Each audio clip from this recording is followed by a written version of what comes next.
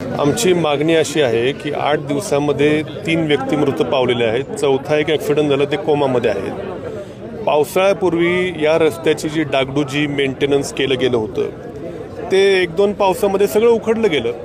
कोट्यावधी रुपये खर्च करून जर या रस्त्याची डागडुजी पावसाळ्यापूर्वी खड्डे भरण्याचं काम जर झालं असेल आणि ते काही पावसामध्ये उखडत असेल आणि जर 3-3, 4-4 लोकांच्या आठवडाभरात जर जीव जात असतील तर याला जबाबदार कोण आहे? पोलिसांनी फक्त समोरचे वाहन असतील किंवा वाहन चालकावर गुन्हा दाखल करून होणार नाही ना। ज्यांनी कोणी ह्या रस्त्याच्या कामामध्ये भ्रष्टाचार झाला असेल, ज्यांनी कोणी निष्काळजीपणे हे काम केलं असेल ते देखील तेवढेच या मृत्यूंना जबाबदार आहेत असं आमचं म्हणणं आहे। म्हणून त्या लोकांवर देखील गुन्हे दाखल करा। नॅशनल हायवे ऑथॉरिटी ऑफ इंडियाचे जे काही अधिकारी असतील, प्रोजेक्ट मॅनेजर असतील किंवा एक्झिक्युटिव्ह इंजिनियर जे काय त्यांची पदं असतील ते असतील किंवा ज्या कोणी ठेकेदारांनी हे मेंटेनन्सचं काम केलं त्याच्यावर देखील सदोष मनुष्यबळाचा गुन्हा दाखल करावा, कारण ती लोक देखील या मृत्यूंना तेवढीच जबाबदार आहेत अशी मागणी घेऊन आम्ही या ठिकाणाला पुरवणी जबाबदारीचं नाव घेत आहेत। पण जर गुन्हा दाखल झाला नाही किंवा अधिकारी बडतर्फ झाले नाहीत तर मात्र राहुरी शहरामध्ये एक आठवडाभराची मुदत दिलेली आहे। मोठा हजारोंच्या संख्येनं मोठा रास्ता रोको होईल आणि मग मात्र याला प्रशासन जबाबदार असणार। तुम्ही सुद्धा सत्तेत राहिलेला, तसं जर पाहिलं तर एक जो कॉन्ट्रॅक्टर आहे तो ब्लॅकलिस्टेड देखील झालाय।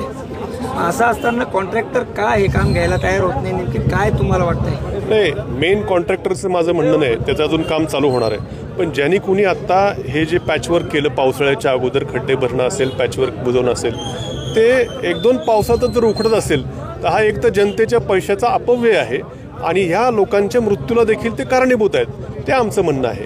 इतर जे मेन रस्त्याचं काम त्याच्यामध्ये आता सगळं इतिहास आपल्या सर्वांना माहिती आहे। आमचे खासदार निलेश लंके साहेबांनी 2दा यावरती मोठं उपोषण केलं आणि आता गडकरी साहेबांशी पाठपुरावा करून मेन रस्त्याचं कामाला वर्क ऑर्डर देखील मिळालं, ते काम देखील चालू होईल। ते देखील चांगल्या प्रतीचं व्हावं याचं देखील या नॅशनल हायवे ऑथॉरिटी ऑफ इंडियाच्या माणसांनी काळजी घेतली पाहिजे। ज्या पद्धतीनं मेंटेनन्सचं काम निष्काळजीपणे झालं, हलगर्जीपणा झाला, तसं मेन रस्त्यात देखील होऊ नये म्हणून कुठंतरी एखाद्या अधिकाऱ्याला जबाबदार धरलं पाहिजे।